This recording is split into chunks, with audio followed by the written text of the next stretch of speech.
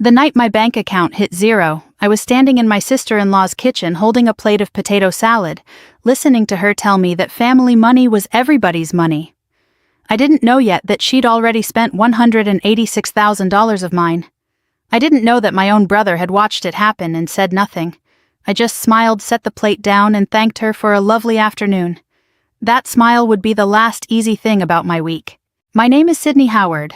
I'm 38 years old, a major in the United States Army, and if there's one thing 15 years of service teaches you, it's how to keep your face still when everything underneath it is moving. I learned that skill in briefing rooms and convoy staging areas, not at my parents' kitchen table in Ohio. But apparently it works just as well there. The Saturday cookout at my parents' house had felt on the surface like 100 others before it.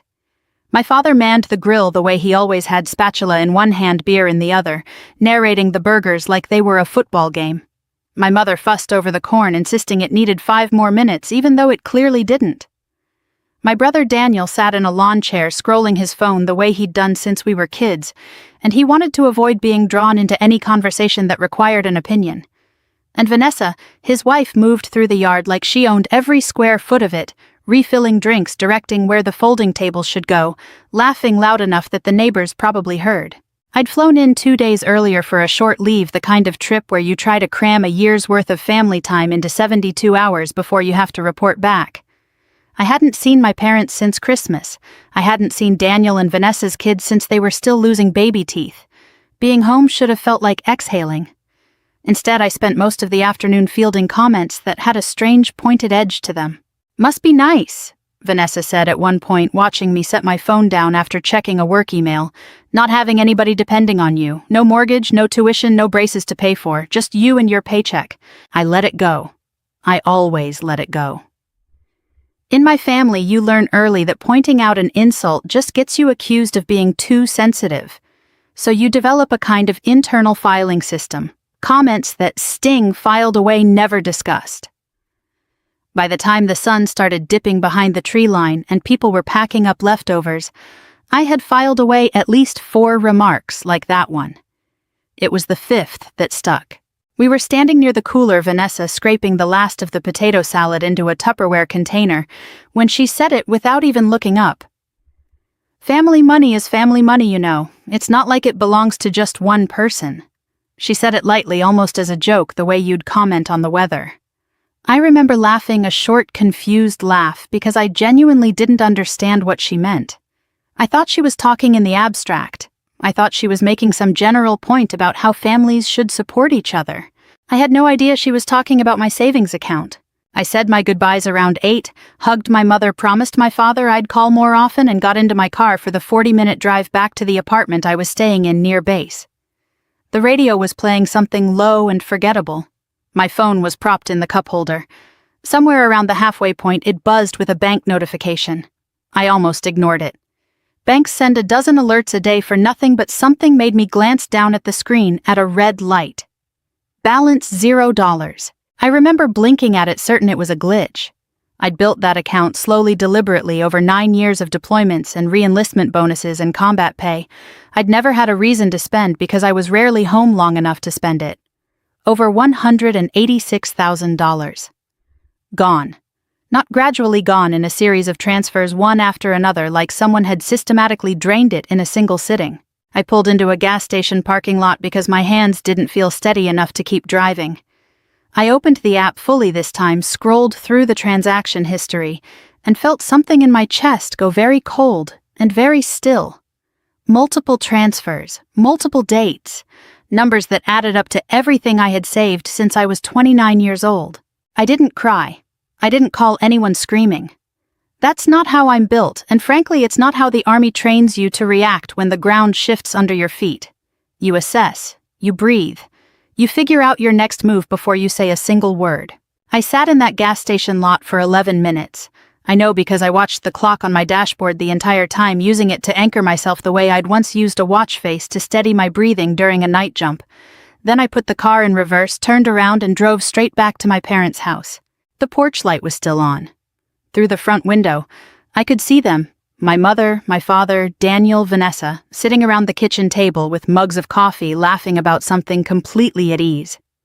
I stood on the walkway for a moment, looking at that warm little scene, that picture of a family enjoying an ordinary evening. I opened the door without knocking. Vanessa looked up first, and when she saw my face, something flickered across hers, not fear exactly, not yet. Something closer to amusement. "Oh," she said, setting down her mug with a small knowing smile. "You figured it out already?" I didn't answer right away. I just stood in that doorway looking at each of their faces, letting the silence stretch until it became its own kind of question. I wasn't angry yet, not the way they expected me to be. I closed the door behind me quietly, the way you close a door when you don't want to announce how upset you are. My father set down the newspaper he'd been pretending to read. My mother's hand found the handle of her coffee mug, like she needed something to hold on to. Daniel didn't look at me at all. He looked at the table. "Someone want to tell me what happened to my account?" I asked. My voice came out steadier than I felt. Vanessa answered before anyone else could, and she answered like she was explaining something obvious to a child. "We used some of your savings," she said, "for the family." "Some of it," I repeated. "There's nothing left, Vanessa. Not some. All of it." She shrugged, actually shrugged like I'd pointed out a minor miscalculation rather than the disappearance of nearly $200,000. "We needed it more than you did." I looked at my brother. "Daniel." He finally raised his eyes to mine, and I saw it immediately. He wasn't surprised. He wasn't confused. He knew. He'd known the whole time, and the guilt sitting on his face wasn't the guilt of someone just finding out. It was the guilt of someone who'd been carrying a secret and was relieved in some sick way to finally set it down.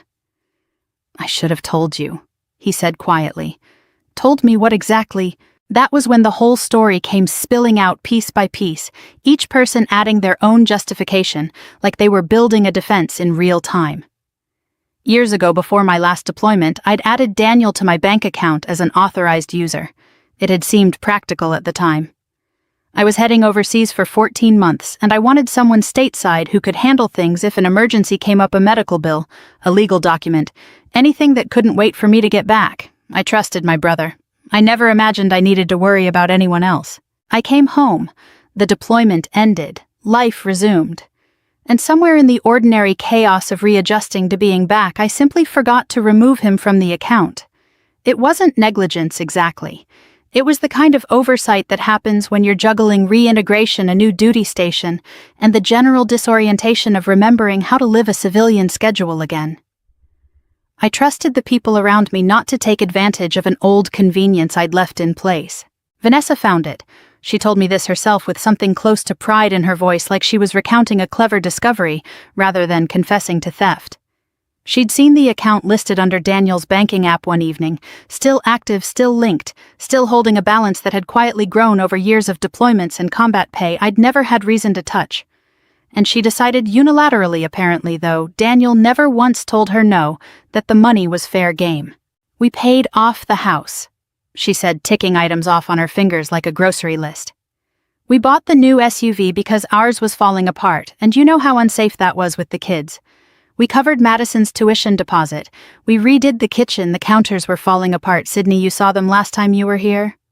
"You spent my combat pay on granite countertops," I said. It wasn't really a question. I just needed to hear myself say it out loud to believe it.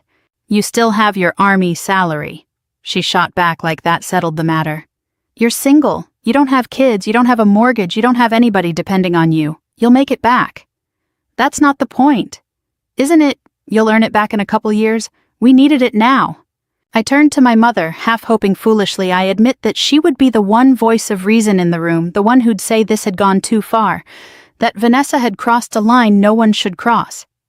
Instead, she reached over and patted my hand, the same gesture she'd used to comfort me as a child after a skinned knee, completely misjudging the wound in front of her now. "Don't be selfish, sweetheart," she said. "We're still a family. Family helps each other." Something in me went very quiet at that. Not calm quiet, the way a room goes quiet right before a storm hits, when the birds stop singing and the air pressure changes and every instinct in your body tells you to take cover. "You knew," I said to my father. It wasn't a question either. He at least had the decency to look uncomfortable. "I found out after the fact," he said. "I didn't think it was my place to To what? Tell me my life savings were being spent on a kitchen renovation? Nobody answered that. The silence in that kitchen stretched long enough that I could hear the refrigerator humming, could hear my mother's coffee mug clink softly against the table as she set it down. I looked around at each of them, my father avoiding my eyes, my mother still believing she'd said something comforting, Daniel staring at his hands like they belonged to someone else, and Vanessa watching me with the faint, satisfied expression of a woman who genuinely believed she'd done nothing wrong. "How did you actually move the money?" I asked. "Walk me through it." Daniel explained haltingly that Vanessa had used his authorized user access to initiate transfers over the course of several weeks, spreading them out, moving funds first into their joint account and then out toward vendors, the dealership, the contractor, the tuition office. Small enough increments spaced out enough in time that nothing had triggered a fraud alert. It hadn't been one reckless afternoon. It had been methodical, planned. "We needed that money more than you," Vanessa said again, like repetition might eventually make it true.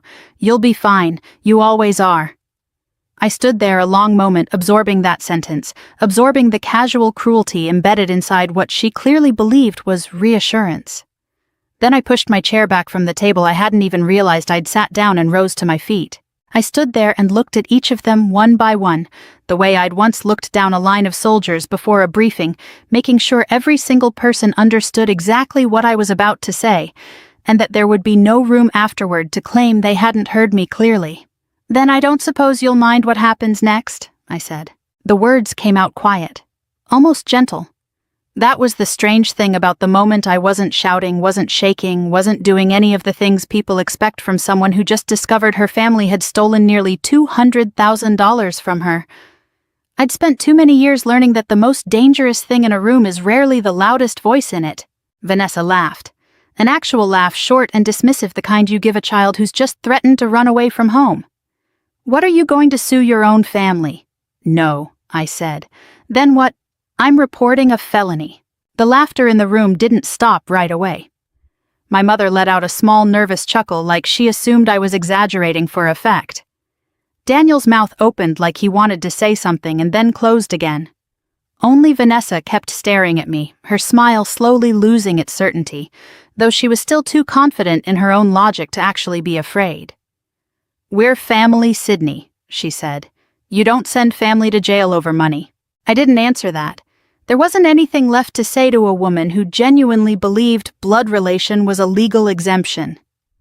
I turned, walked back through the front door I'd come through minutes earlier, and got into my car.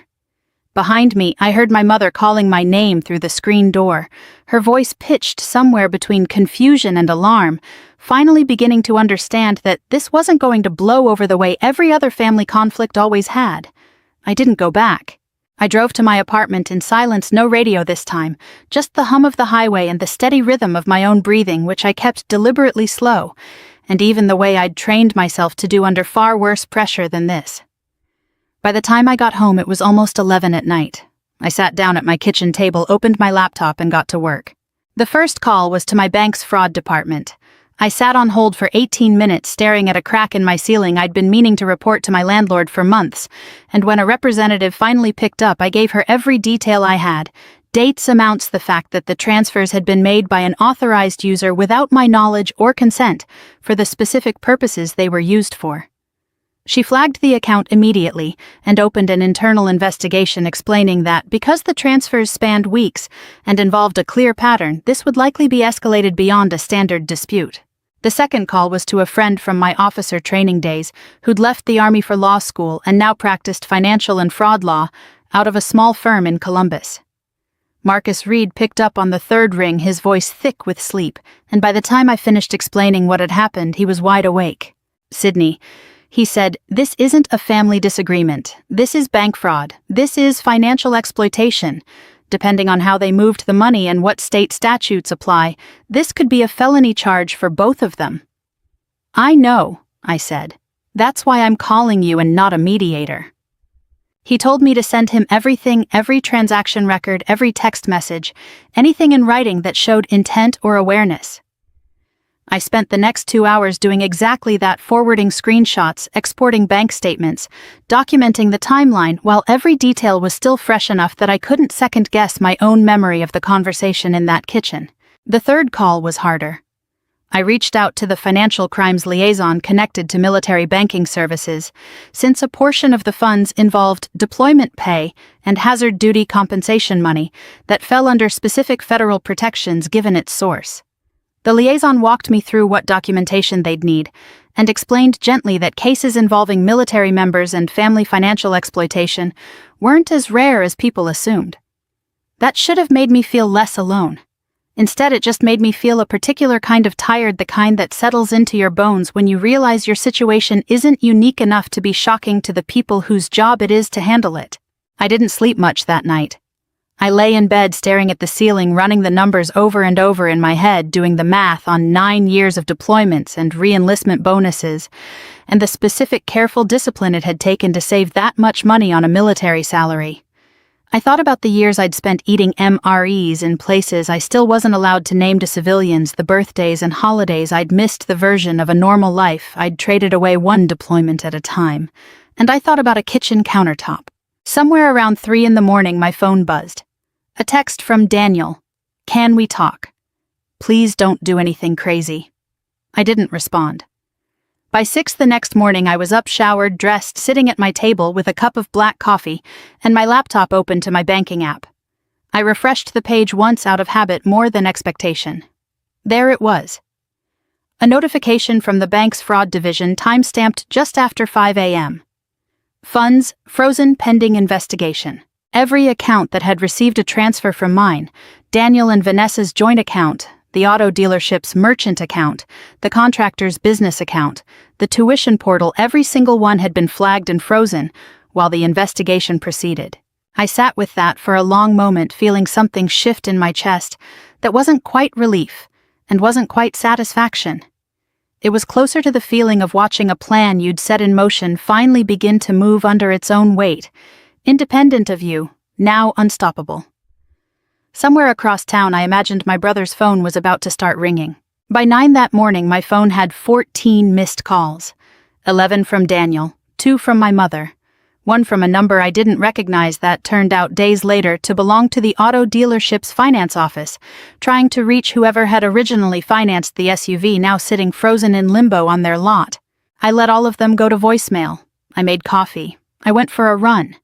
I did the ordinary things a person does on an ordinary morning, and somewhere underneath that ordinary surface, I felt the strange, steady clarity of someone who has finally stopped absorbing chaos and started directing consequences instead.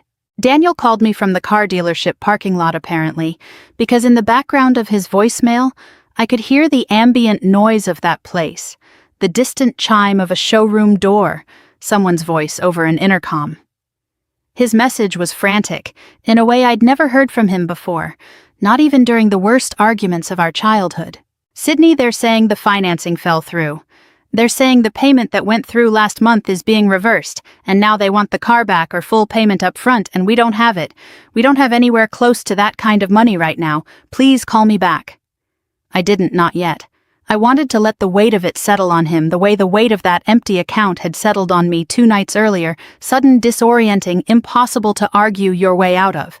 Over the next several days, I heard about the rest secondhand through my mother's increasingly desperate voicemails through Marcus, who was fielding calls from a lawyer Daniel and Vanessa had hastily hired, and through my own bank's fraud department, which kept me updated as the investigation widened. The kitchen renovation stopped mid-project. The contractor, whose deposit and progress payments had come directly from my stolen savings, discovered his own account frozen pending the fraud investigation, and simply walked off the job, leaving Daniel and Vanessa's kitchen half-demolished, subfloor exposed cabinets, torn out a sink sitting disconnected in the middle of the room like some kind of monument to the whole situation. My mother described it to me over the phone, her voice tight with a distress that sounded almost comically disproportionate to what she'd actually lost, given that none of it had been hers to begin with. The tuition deposit for my niece Madison's semester came back flagged as well, the university's financial office notifying the family that the payment source was under review and that alternative arrangements would need to be made before the start of the term. Madison, 17 and blindsided, called her mother in tears from school, having overheard enough of the fallout to understand that something involving Aunt Sydney's money had gone badly wrong, though nobody had explained to her exactly what. And Vanessa called me 11 times in a single afternoon. I finally picked up on the 12th, mostly because I wanted to hear in real time whether 2 days of consequences had changed anything about her tone. They hadn't. "You need to call off whatever you're doing," she said without so much as a hello. "You're destroying this family." "I didn't destroy anything," I said. "I reported a theft." "It's not theft, it's—" She stopped herself, searching for a word that wasn't the one she'd already used twice in my parents' kitchen. "It's family money." "It was my combat pay, Vanessa. It was money I earned being shot at in places you've never had to think about. It was never family money. It was mine, and you took it without asking, and now you're going to deal with what that means." She was quiet for a moment, and I could hear faintly the sound of a child crying somewhere behind her. Probably Madison, probably still processing the tuition situation. "The kids don't understand why the car's gone," she finally said, her voice cracking in a way I might have found moving if I hadn't already watched her shrug off the theft of my life savings 2 nights earlier. "They'll understand eventually," I said, and hung up. It was Marcus who called me later that week with the clearest explanation of where things actually stood legally speaking. We met at a coffee shop near my apartment, and he laid out a manila folder full of printed statements, transaction logs, and a preliminary letter from the bank's legal department. "This isn't a family spat anymore, Sydney," he said, tapping the folder. "This is unauthorized electronic funds transfer. Depending on how the prosecutor's office wants to characterize the pattern of the transfers, we could be looking at bank fraud charges, financial exploitation charges that one carries extra weight given your military status and the source of the funds, and potentially conversion of assets, which is the civil side separate from any criminal charges. What does that mean for them realistically? Realistically, if it's proven Vanessa knowingly used authorized user access to move funds she knew she wasn't entitled to for purposes she knew you hadn't approved, that's not a gray area. Intent matters a lot here, and the messages Daniel already handed over during his initial statement to your bank's investigator don't look good for either of them. I felt something complicated settle in my chest at that not triumph, exactly. Something closer to the grim satisfaction of watching a structural weakness finally reveal itself under pressure, the way you feel when a piece of equipment fails in testing, rather than in the field where the failure could have actually gotten someone hurt. "There's something else," Marcus said more carefully now. "The investigator pulled records going back further than the transfers you flagged. There's activity on your account going back almost 3 years, smaller amounts, things you might not have noticed." I sat very still. "How much further back? How much?" "We're still confirming the full scope." "But Sydney—" He paused, choosing his words the way he always did when he was about to tell me something he knew I didn't want to hear. "This doesn't look like it started 2 weeks ago." I thought about every year I'd been overseas, every deployment where I'd trusted the people back home to simply leave my finances alone while I did my job. I thought about how long someone might have been quietly testing what they could take without anyone noticing. For the first time since that night at the gas station, my hands weren't steady. I sat with Marcus for another hour after he told me the investigation had turned up older activity, and by the time I left that coffee shop, the version of the story I thought I understood had already started to come apart in my hands. It took the bank's fraud investigators another 10 days to build a complete picture, and Marcus walked me through it piece by piece as the reports came in because I'd asked him not to soften any of it for me. I needed the whole shape of what had happened, not a version filtered through anyone's mercy. It hadn't started 2 weeks before the cookout. It had started nearly 3 years earlier, not long after I'd returned from my last long deployment, and quietly forgotten to remove Daniel from the account. Small transfers at first, $40 here, $60 there, amounts so minor against a balance that size that they'd never once triggered an alert or caught my attention during the rare moments I actually checked the account, instead of trusting the auto deposit and letting it grow untouched. A grocery run charged to my card and then quietly reimbursed to their own account instead of mine. A streaming subscription switched over. Small tests, really, each one probably designed to see whether I noticed, whether I said anything, whether the door Daniel had left open all those years ago was actually as unguarded as it appeared. I hadn't noticed. Of course I hadn't. I was overseas for long stretches of that window, checking my accounts sporadically between missions, trusting the numbers to simply be correct, because I had never once had a reason not to. Vanessa, it turned out, hadn't just discovered an opportunity and acted on impulse the way she'd implied that night in the kitchen. She'd been monitoring the account for years, quietly, patiently watching the balance grow with every deployment, every re-enlistment bonus, every month of hazard pay I never spent because I was never home long enough to spend it. Marcus showed me a printed email exchange recovered during the investigation between Vanessa and Daniel from roughly 18 months earlier. In it, Vanessa had written a single line that Marcus underlined twice in red ink before handing it to me. "She'll never notice. She barely even checks it." I read that sentence 4 times before I fully absorbed what it meant. It wasn't an accusation of one impulsive theft anymore. It was evidence of a plan, patient, deliberate, built on the specific understanding that my absence, the very thing that made my savings possible in the first place, was also the thing that made me an easy target. There was more. Investigators found that Vanessa had at one point looked into what my military retirement benefits would eventually look like, not out of curiosity but with what appeared to be genuine intent to position herself through Daniel's continued access as someone who could eventually draw from that as well. It never got that far. But the fact that she'd apparently discussed it with Daniel in messages he never once pushed back on, told me everything I needed to know about how far this had actually gone in her mind. I want to be honest about something here because I think it matters more than the dollar amount ever did. The money hurt. Losing 9 years of careful saving hurts in a real practical way. It affects your sense of security, your plans, the future you thought you'd built for yourself. But what actually kept me awake at night during that stretch wasn't the number on the screen. It was the realization that my own brother had known for years and had said nothing. Not once. Not a single warning, not a single moment of conscience strong enough to overcome whatever comfort he'd talked himself into believing he deserved. Daniel, when investigators interviewed him formally, didn't deny most of it. He admitted he'd known about the early transfers, admitted he'd seen the balance and understood exactly where the money was coming from, admitted he'd told himself repeatedly that he'd pay it back eventually, that it was just a loan that Sydney would understand if she ever found out, because family always understands. He never once in 3 years took a single step to actually correct it. My parents' reaction once the full scope became clear was its own kind of ugly. My mother called me in tears not over what had been done to me, but over what was now happening to her other child. "Vanessa went too far," she said, as though Vanessa had acted entirely alone, as though Daniel hadn't sat beside her through every one of those transfers doing nothing. My father, for his part, finally admitted he'd suspected something wasn't right for at least a year, but had chosen not to ask questions because, in his words, it wasn't really my business how they managed their finances. It wasn't long before the family itself began to fracture along the fault lines the investigation had exposed. My mother started blaming Vanessa outright, no longer softening her language, no longer defending her. Vanessa cornered, turned around, and blamed Daniel for never once stopping her for benefiting from the money, just as much as she had, while somehow positioning himself as the reluctant bystander.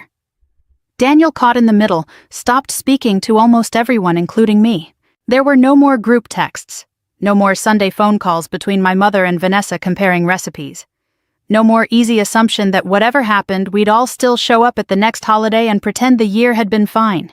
Whatever had held that family together, and I'm still not entirely sure looking back how much of it had ever been real versus simply habitual, had come apart entirely under the weight of what the investigation revealed. I didn't take satisfaction in watching it happen. I want to be clear about that because I know how this might sound from the outside, like some kind of quiet, engineered revenge unfolding exactly as planned. It wasn't. I hadn't wanted my family to fall apart. I'd wanted more than anything to simply be respected enough not to be stolen from in the first place.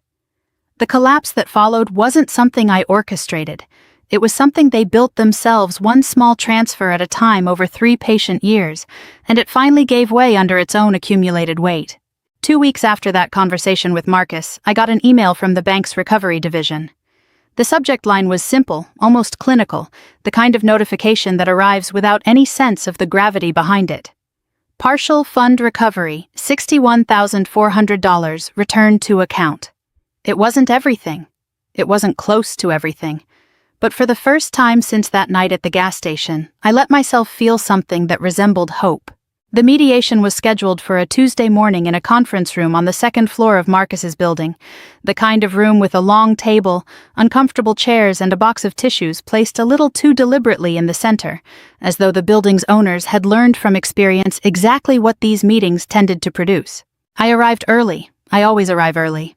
It's a habit 15 years in uniform never let me shake, and I used the extra 20 minutes to sit in my car in the parking lot going over what I planned to say, though I already knew I wouldn't need to say much.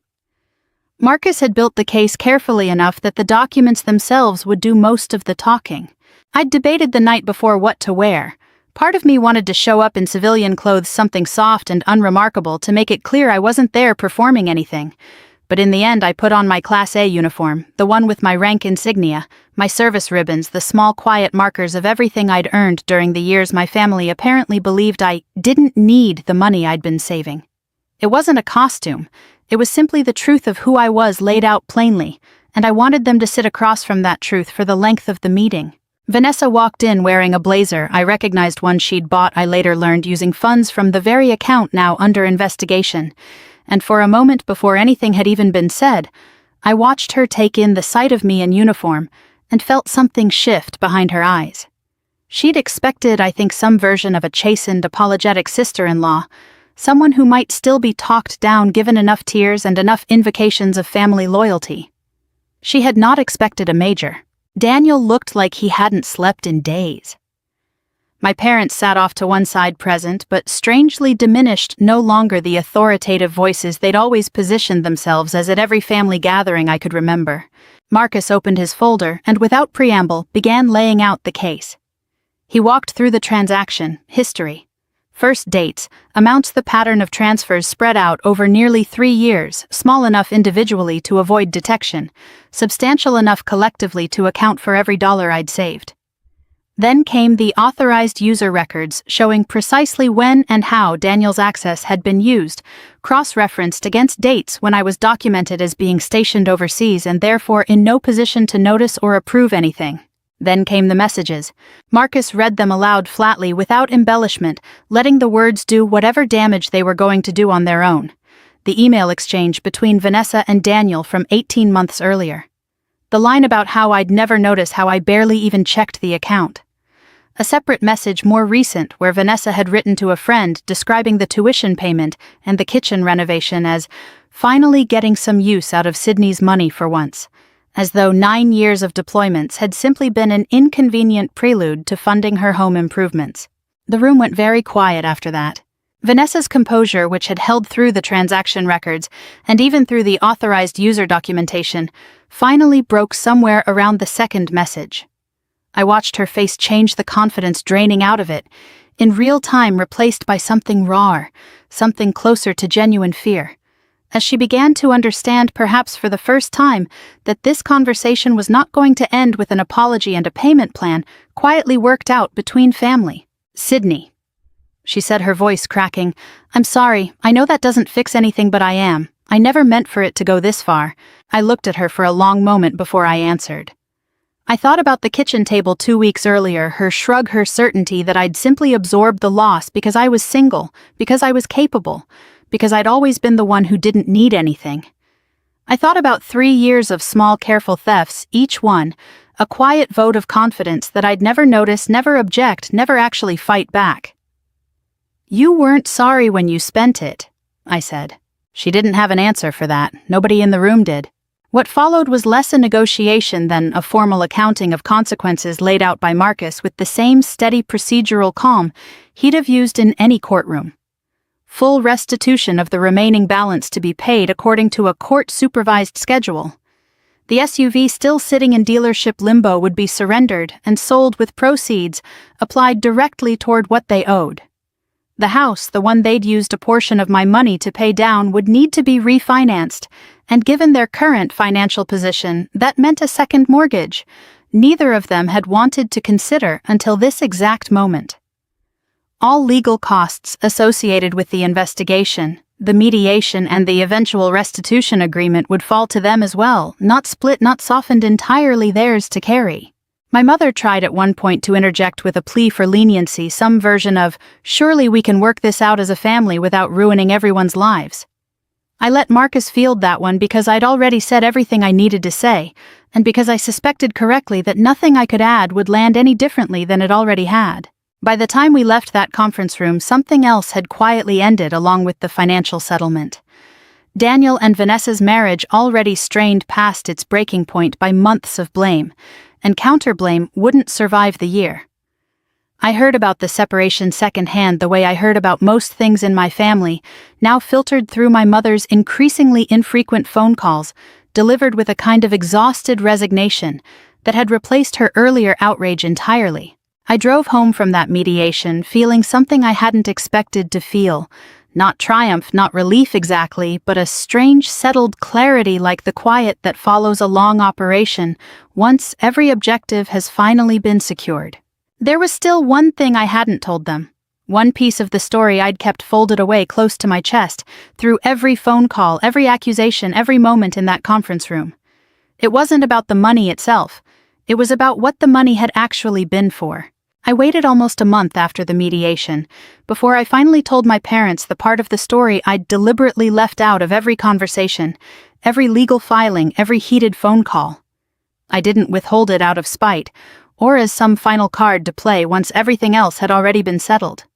I withheld it because it was mine, because it belonged to someone else's memory as much as my own, and because I needed to be certain I could say it out loud without my voice breaking in front of people who hadn't earned the right to see that. I invited my mother and father to meet me at a small cafe near my apartment, neutral ground somewhere that wasn't loaded with the weight of that kitchen table. My father looked older than I remembered the last few months, having taken something visible out of him. My mother sat with her hands wrapped around a coffee cup she never drank from. "I need you to understand something," I said, "about what that money actually was." I told them about Reyes. Staff Sergeant Miguel Reyes had served under my command during my third deployment, a quiet, steady presence who somehow managed to make every soldier around him feel a little calmer just by being nearby. During an operation that went sideways in ways I still don't discuss in detail. Even now, Reyes made a decision in about 4 seconds that most people spend years training for and hope they never actually have to use. He got me out of a position I likely wouldn't have survived. He didn't get the same chance himself. I told my parents that for years afterward I'd been quietly setting aside a portion of every deployment bonus, every combat pay increment, every dollar I didn't strictly need toward something specific. Not a vacation fund, not a house down payment. A scholarship named for him meant for the children of enlisted service members who wouldn't otherwise have the resources to consider college a realistic option. I'd been building it slowly, deliberately, planning to formally establish it once I hit a number that felt substantial enough to actually matter, to actually change a kid's life, the way Reyes had changed mine, simply by choosing in an instant to save it. That was the money Vanessa had spent on countertops and a car payment. That was the money that had funded a kitchen renovation and a tuition deposit for a niece who would someday likely have qualified for the very scholarship her mother had unknowingly helped delay. My mother started crying before I even finished explaining it, and this time I believed the tears were real, not the performative distress she'd shown during the fallout with Vanessa. My father sat very still staring at the table, and I watched something settle onto his shoulders that looked a great deal like the weight of finally understanding what his silence had actually cost. "We didn't know," my mother said. "If we'd known—" "You didn't ask," I said, not unkindly, just honestly. "None of you ever asked what that money was for. You just assumed because I was single and stationed far away and didn't complain that it was simply sitting there unclaimed waiting for someone else's plans to matter more than mine." I told them the recovery had gone better than expected in the months since the mediation. Between the restitution payments, the sale of the SUV, and the partial funds the bank had already clawed back during the initial freeze, I'd recovered nearly all of what had been taken. Enough in the end to move forward with exactly the plan I'd always intended. The Miguel Reyes Memorial Scholarship was formally established that spring. Its first recipient, a 19-year-old whose father had died in a training accident 2 years earlier, a kid who would otherwise have taken out loans he'd be paying off well into his 30s. Family gatherings, I told them plainly, weren't going to look the way they used to. Daniel and Vanessa's divorce finalized quietly that summer, each of them still working through their individual share of the restitution. No longer partners in anything, including the version of a shared life they'd built, partly out of money that was never theirs to spend. My parents, for their part, were still learning to sit with the discomfort of having looked away, when looking away was easiest, still working out what it meant to rebuild trust with a daughter they'd once assumed would simply absorb whatever was asked of her. I didn't celebrate any of it. There was no sense of victory in watching a family come apart, even a family that had, in its own way, earned every consequence that eventually found them. What I felt instead, standing at the small ceremony where we announced that first scholarship recipient, was something quieter and more permanent than triumph. A sense that the thing I'd actually been protecting all along, not the money itself but the promise behind it, had survived intact, despite everyone who'd tried however carelessly to take it from me. I think about that kitchen table sometimes, the coffee mugs, the easy laughter, the casual certainty that I'd simply let it go because that's what I'd always done. They thought they'd stolen my savings. What they actually lost was something they never quite understood the value of in the first place, the privilege of ever calling themselves my family. If this story moved you, if it made you think about the people in your own life who assume too much and ask too little, I'd love to hear about it. Drop a comment below and let me know where you're watching from tonight. I read every single one, and it means more than you know to hear how these stories land with you.